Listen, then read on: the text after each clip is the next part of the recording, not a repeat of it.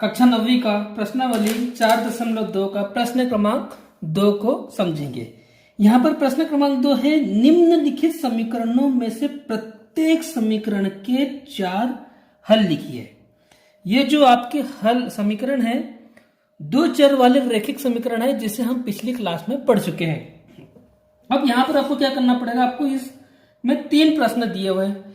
इन तीनों ही प्रश्नों में आपको क्या करना होगा, ये समीकरण में कितने हल निकालना है, आपको 4 हल निकालना है प्रत्येक के। तो पहला प्रश्न है 2x धन y बराबर 7, 5x धन y बराबर 9 और x बराबर 4y। इसको पाई पढ़ते हैं, जो आपने कक्षा 8वीं क्लास में पढ़ी होगी। मैं आपके सामने पहला सवाल करता हूं। पहला सवाल लिखा हमने 2x धन y बराबर 7। अब आपको यहां से किसका मान निकालना है, या तो x का निकाल लीजिए या तो y। हम यहां पर जिसका भी मान निकाल रहे हैं उसको इधर अकेला करना पड़ेगा। तो पहले तो देख लीजिए कि x और y में ऐसे कौन सा है जिसका कोई गुणांक नहीं है। तो हमें y देखने के लिए मिलता है ना, कि y का कोई गुणांक नहीं मतलब 1 है। तो हम यहां से y का मान निकालेंगे तो ज्यादा ठीक होगा। तो हल लिखा मैंने, हल लिखने के बाद लिखा मैंने समीकरण 2x धन y बराबर 7। तो हमने लिखा समीकरण से y का मान निकालने पर अब y बराबर हो जाएगा आपका 7 ऋण 2x का पक्षांतर किया आपने तो ऋण का 2x हो जाएगा। इस तरह से जो आपको y की जो वैल्यू निकलेगी वो हो जाएगी y बराबर 7 ऋण 2x। इसको हम क्या नाम दे देंगे, समीकरण नंबर 1। अब आपको कितने मान निकालना है, 4 मान निकालना पड़ेगा। तो इसके लिए आप क्या करिए, टेबल बना लीजिए, जिससे क्या होगा आपका जो सवाल है वो बहुत ही आसानी से हो जाएगा, जो मैं आपके सामने हल करूंगा।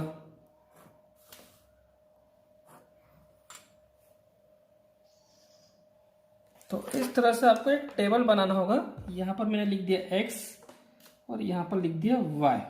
अब क्या करेंगे, हम समीकरण में x का मान रखेंगे 1 में और उसके सापेक्ष आपको किसका मान मिल जाएगा, y का। तो मैंने लिखा कि समीकरण 1 में x बराबर, अब इसमें जो मान है आप अपनी मर्जी से कुछ भी रख सकते हैं, आपके ऊपर डिपेंड करते हैं, क्योंकि इसमें सभी के आंसर अलग अलग आएंगे। इसलिए आप चाहो तो 0 से शुरू करिए। तो मैंने x बराबर क्या रख देता हूं, 0 रखने पर। तो यहाँ पे मैंने टेबल में 0 लिख दिया x की जगह। अब आपको जोड़ना घटाना गुणा भाग आना चाहिए। अगर जिसको जोड़ना घटाना गुणा भाग नहीं आते हैं उन्हें इन प्रश्नों में समस्या हो सकती है, तो सभी को आता होगा। तो y बराबर 7 ऋण 2x, ठीक है। तो y बराबर हो जाएगा 7 ऋण 2 गुणित, इन दोनों के बीच में कोई निशान नहीं, 2 और x के बीच में तो गुणा का पड़ेंगे, और x की जगह आपको क्या पुट कर देना, 0। तो y बराबर हो जाएगा 7 और 2 का 0 में गुणा करेंगे तो कितना हो जाएगा, 0 हो जाएगा। तो y बराबर आपको कितना निकल गया, 7 निकल गया। ये आपका पहला मान आ गया। तो y की जगह हम क्या लिख देंगे, टेबल में 7 लिख देंगे। ये आपका पहला मान निकल गया। उसी प्रकार हम दूसरा निकालेंगे। तो दूसरा निकालने के लिए फिर लिखा हमने कि समीकरण 1 में x बराबर 1 रखने पर। अब इसमें आप कुछ भी मान रख सकते हैं, ऐसा जरूरी नहीं कि जो मैं मान रख रहा हूं वही मान आपको रखना होगा। आप अपने स्वेच्छा पे भी आपको डिपेंड करता है। अब आप देखिए कैसे मान रखना है। अब फिर से उतारा समीकरण 1 y बराबर 7 ऋण 2x। तो y बराबर आपका हो जाएगा 7 ऋण 2 गुणा 1। तो y इज इक्वल टू हो जाएगा 7, 2 का 1 में गुणा किया तो कितना हो जाएगा, 2 हो जाएगा। तो y बराबर कितना हो जाएगा, 7 में से 2 गई 5। तो ये आपका y का मान निकल गया। इसको भी हम टेबल में लिख देंगे। तो क्या रखा x की जगह 1 रखा, तो y का मान कितना प्राप्त हुआ आपको 5। अब हमारे 2 मान निकल गए, 2 और निकालना है। फिर क्या करेंगे, फिर पुनः समीकरण 1 में x बराबर आप 2 रख दीजिए।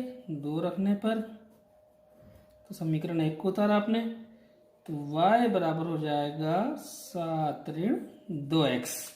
तो y बराबर हो जाएगा 7 ऋण 2 गुणा 2। तो y बराबर कितना हो जाएगा 7। 2 का गुणा 2 में किया तो 4 हो जाएगा, और y की जो वैल्यू हो जाएगी आपके 7 में से 4 गई 3 हो जाएगा। ठीक है, ये तीसरा मान आ गया। तो क्या रखा आपने, x की जगह 2 रखा, तो y का मान कितना प्राप्त हुआ 3 हो गया। फिर समीकरण 1 में x बराबर 3 रखने पर, तो समीकरण 1 को फिर से उतारा अपने, y बराबर 7 ऋण 2x।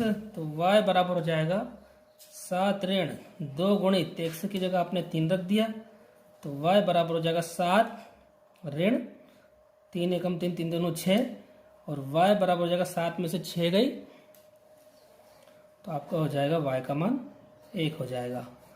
इस तरह से आपके 4 मान निकले। तो क्या रखा आपने, x की जगह 3 रखा, तो y का मान क्या प्राप्त हुआ 1। तो आपका आंसर क्या हो जाएगा, तो आपको आंसर जरूर लिखना होगा। तो ये जो टेबल आई आपको कि 4 मान निकालिए, तो इस टेबल को आपको यहाँ पर बनाना होगा। तो x और y, और इस टेबल को यहाँ पर बना दिए। 0 रखने पर 7 प्राप्त हुआ, 1 रखने पर x का मान, y का मान 5 प्राप्त हुआ, x का मान 2 रखने पर y का मान 3 प्राप्त हुआ, और x का मान 3 रखने पर y का मान 1 प्राप्त हुआ। तो यह प्रश्न आपको समझ में आया होगा आज।